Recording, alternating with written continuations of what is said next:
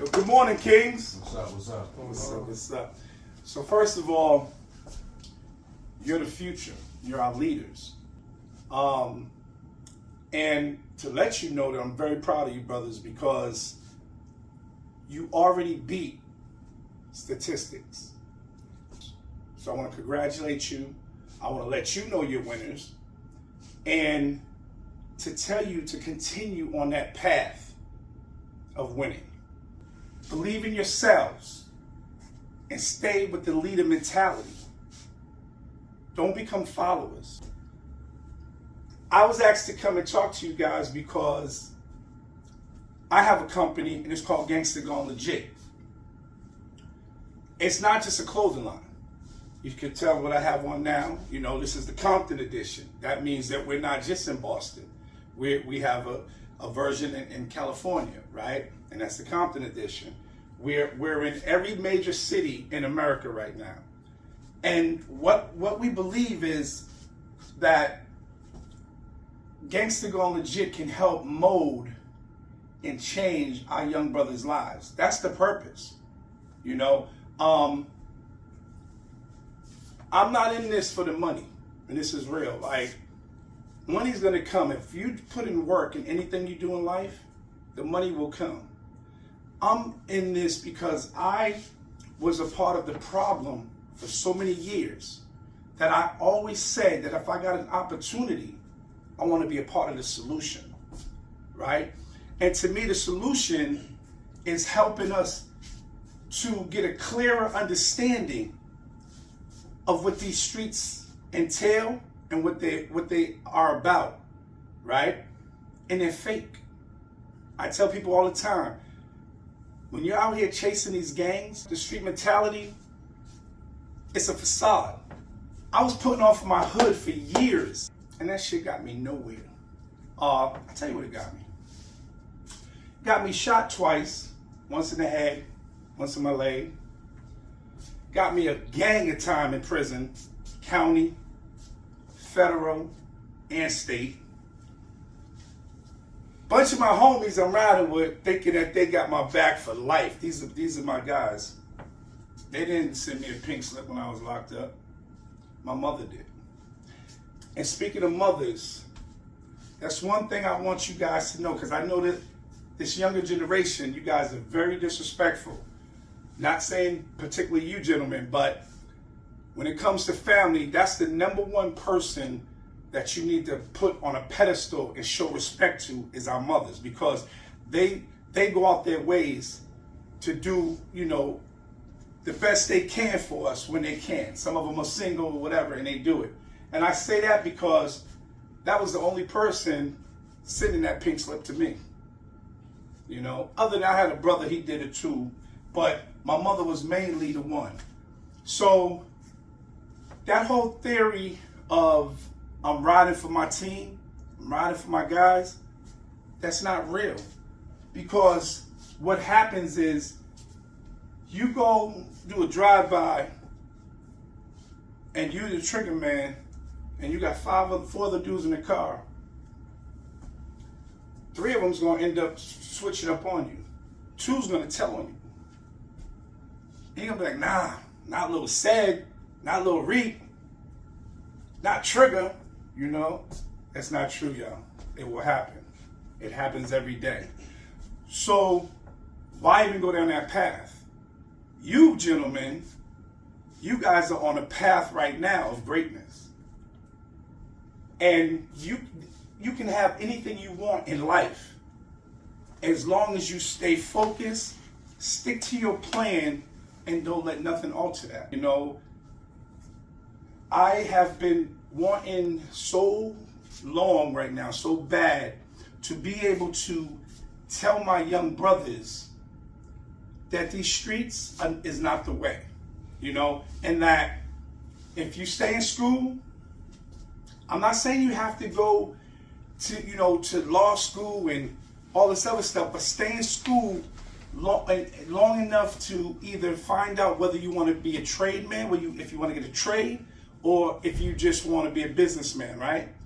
But stay in there, stay on course, and just be mindful of everything around you.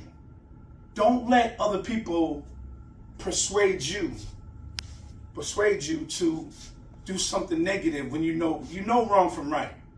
I mean, you're 18 years old, you guys are graduating onto the next. So you're not just graduating high school, you're graduating to the next level of life. I want you to know that now it's time to make the rest of your life the best of your life. So every decision you make going forward is going to affect your life, your lifestyle, your future kids, your future wife. Always remain a leader. Do not be a follower for nobody. If you're a leader, somebody cannot take you off your course, off your square, what you believe in. You'll stand firm in what it is you believe, and you'll go forward in life, opposed to backwards. I would like to just give you a little background of where I come from and what I've gone through, so you can see the difference from me to yesterday and today. All right? So first of all, my name is Paris. I grew up in Jamaica Plain projects, and I ended up moving over to Academy Homes. So what happened in my life, I had a great mother, wonderful, gave us everything. Me and my brother had it so good growing up. But even though we grew up in the projects, we thought we were poor rich kids because everybody, wanted to be like us or applauded what we had. My mother busted ass to make sure that we had everything we wanted, right? When you walked into our apartment, you wouldn't even know it was a project. The people would come in there and be like, geez, they had to look out the window because it was so clean. She always did her thing with decorating. It was great, right? My mother did everything she could to keep me on course. My stubbornness and me wanting to be defiant, I chose the life I chose. And later on in life, I learned about that. Everything that happens to you in life is your fault. 90%, 10% is fate, but 90% is your fault. Did you guys know that? And if you didn't, you do now. So 90%. So every decision I made, me getting shot, me going to jail, that was all my fault because I made those decisions. And that resulted in a life that I would never, ever want for anyone else. And that's why I'm here today. I had to look over my shoulders every single day. Can you imagine somebody trying to kill you every day of your life? Every day? Every day. Every time you walk outside and get in a car, every time you go to get your sneakers, wherever you are, you have to be on point or it's the last day you live. Do you know how messed up it is to tell your mother every day you walk out that house, if I die today, make sure you put this on me? Because I'm a young, dumb kid, right? Make sure you put that on. Don't put me in no suit because I wasn't wearing that at the time, right? Ignorance. Not even realizing the pressure, the stress that I'm putting my mother through by having these conversations. But I'm telling her every day, if I die today, because you living to die, you don't believe you're going to make it, right? Because this is the life you're choosing. You want to be a gangbanger. You want to ride with the homies and do this. So this is what happens, right? And I didn't realize until later in life what I really was doing. Mental health issues that I was causing my loved ones. Because when you go to jail, you're not just going to jail by yourself. You're bringing your family involved. If you have loved ones, they're going to worry about your well-being. If you're in the streets and you're gangbanging and you're shooting people and getting shot at, they're going to worry about you daily, so you're causing stress. Nothing good came out of it. I can only say it now because when I was in it, I was in it. So it was, you glorify it. You're happy about what you're doing, right? Because you're riding for your homies. You're putting on for the city, whatever you want to call it. But I can tell you this. I said to myself, I fought motherfuckers for never being a sucker, right? Brothers, let me tell y'all something. Do you know when I was in those streets, I was the biggest sucker there was? You know why? Because I felt victim. And I knew better because I was a natural born leader, but I felt victim to society. And society said, you ain't gonna live to be 18. You ain't gonna make it out of high school. You ain't gonna do none of these things that it's supposed to be normal for us to do. They would tell my mother these things. The principal, the guidance counselor, he's not gonna make it. Now they were right. I got shot at 16. I got shot at 18. And I got shot at every day in between. But God had another plan. And it's funny I use the word God because I didn't believe in that word. A long time. I didn't believe in it. But I seen his plan. And let me show you how good his plan is. So 17, 18, 19, you see me on a cover with newspaper covers. The Federal Bureau called me a urban terrorist. I thought that was the thing, boy. I was lit, right? Liddy, what? Calling me an urban terrorist? I did it. You know how embarrassing that is, bro? Years later that I look at that clipping, and I'm like, this is disgraceful. I was selling drugs. I was riding around. First kid, 15, 16. Got the Maxima out there. Got the Jetta. I'm doing it. Going to school. Parking my car. I ain't even got a license yet. Parking my car around the corner. Hiding it from my moms. I'm thinking all the little girls loving it. I'm doing my thing. Listen. I was a fool, man. I was a fool. If I could change that time, I would want to sit in the seat you guys are sitting in. I would love to be you. No record. Clean. Wouldn't have thought that back then. Today, when you get older, you think of all that. And that's why I'm telling you guys, stay on course because you don't want to make those same mistakes. But like I said about that paper, I went from being on the newspaper covers to now a magazine cover for doing the right thing. You understand what I'm saying? This right here, this is a milestone for me. This may be nothing to the average person. Oh, it's just a local magazine. No, it's what it stands for. It's what it represents. You know, this shows me right now that I can take this local magazine and with the marketing skills that I've acquired, I can make this go international, brothers.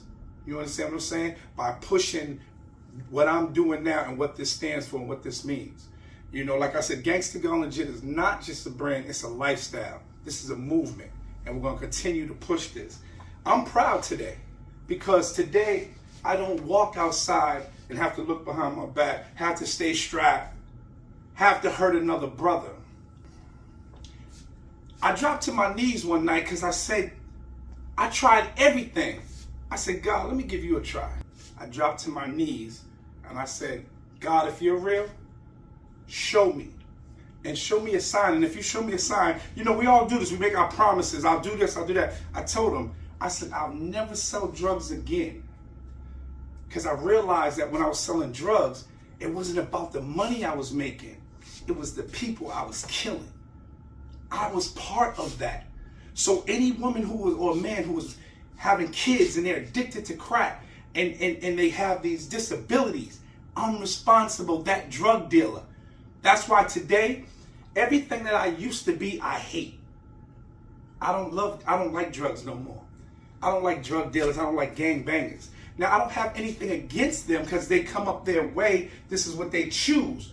I hate it for me. I can't be a gangbang no more. I can't be a drug dealer no more. You understand what I'm saying? It's not that because I know how society is. I know how we come up. Some of us have no choice. And I get that. But I also want to say, that's what we think. You always have another choice. There's always another way. It might be a harder way, but there's another way. So I ask you this. If you hear all this negative stuff about the streets, because the gold chains, the money, it all looks good, the cars. But when you see the flip side of that, and the pain that comes from it, Today, I will be one of the few people that will admit some of the things I seen in prison, horrible. Now, just because I said I wasn't raped and I wasn't extorted, I seen it. Oh man, on different levels, man. I hear screaming. I'm like, heck. So as I get closer, I'm gonna go take my shower. I see what's going on with two dudes, you know, gang raping another brother. And it sucks because in these type of situations, you have to do two things. You get involved and put yourself in that situation, or you ignore it. And guess what you have to do 90% of the time in prison? Yes. Ignore it. That hurt my heart, brothers. That hurt I said, dang, this man has just been violated. He's never going to be the same. So it was impactful. It did bother me. And that's when I knew I wasn't a monster. Society paints a picture of us as monsters when we're living those type of lives. I knew I was more than a monster. I knew I was a man that had a vision and a plan. And that's what you have to carry with you for the rest of your lives. Stay motivated. Stay away from drugs, selling and using.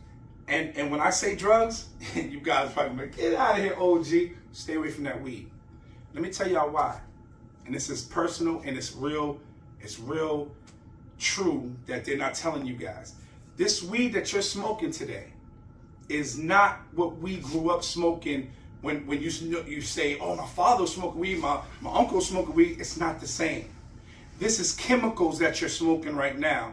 And it's purposely being laced today with fentanyl and with other chemicals. And it's causing young people to have schizophrenia and other mental health issues. So you're not just smoking weed. And I'm telling you this because a situation just happened to my loved ones where they're in a hospital right now because of smoking weed. So y'all keep that in mind when you go smoke that next blunt. And if you do, know where you're getting it from. You're better off going to the dispensaries if you're in a city that's legal like Massachusetts or something like that. Go to the dispensary and get it because you don't know what these people are putting in their stuff. And it's causing a lot of problems. You know, so try to just stay focused. Remember you're a leader. Stay on that path. And don't let stress or anything in the world that's happening right now in your life be like, this is, man, it ain't worth this. Don't ever give up because nothing is as bad as it seems. It might be rough today, but tomorrow it can be brighter. On that note, you know, this has been a good conversation. I hope you guys can take something from it. Thank you very much. Like, how do you like overcome all these obstacles? How did I overcome all the obstacles? Yeah. Different phases in my life, it was different reasons. My mother was always my backbone and always a reason I want to do better because I felt like I let her down when I was doing wrong. So I wanted to have her to live a happier life. So that was the first thing. Another way I got over my obstacles was I started believing in myself. I started knowing that I could be more than what I was seen as and what people thought I was. To today, nobody knows me, and that's sad. You have to really be close to me to know who I really am and what my heart is about. So what I realized was I wasn't the monster that I portrayed in the streets, that I was really a loving, caring person. And when I put on what it is, okay, good point. Here's a good point for your question. I learned how to take the mask off. Once I took the mask off, then I was able to be me. When you have this mask on, you're being who people think you are, opposed to who you really are, right? I see you said, yeah, that's it. Right. So the mask, we all wear one. And anything you do out here in society, we all wear one. We have to learn how to take it off and be yourself. You know what I'm saying? So a lot of times my belief in myself as well as God, has gotten me over a lot of obstacles. Today, the gang members that I was fighting against, we're actually friends, man, a lot of us. It's crazy. But it's like, so when people say that you can't move on from that, it's not true. It's called maturing. It's called elevating. It's called wanting to do more for your life, in your life, right? So the way I get over these obstacles, man, is I just keep going. I just keep going. Like right now, there's obstacles that face us every day. I'm going through some right now. And sometimes I won't act like I'm Superman, bro. Sometimes it gets you down. You just got to keep trying to fight, man, and fight through and eventually learn how to hurdle, to jump over them. You know what I'm saying? And that's basically how I get through. Yeah, so how do you start your brand?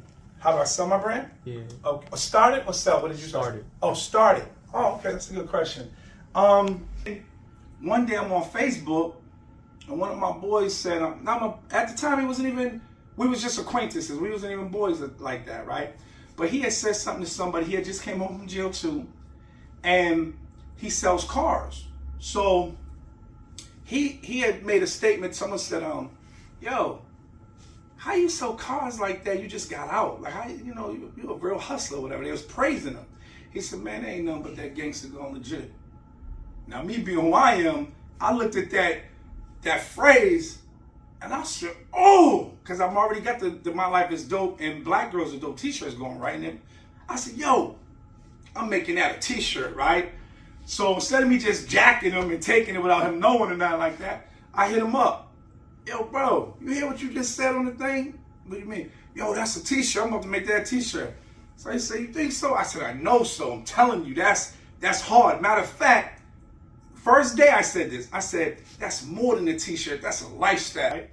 So that's how it was birthed. And so when I told him that, he said, no, that makes sense. That's what's up. We ran with it. And now we've been doing it for 5 years. Now today, brother, I'm proud to say we got celebrities wearing it. We got brothers in other cities rocking it hard. Like, this is like really about to be one of the biggest urban clothing lines since they said FUBU. And that comes from celebrities telling me this. Man, y'all got me through it. Man, Thanks.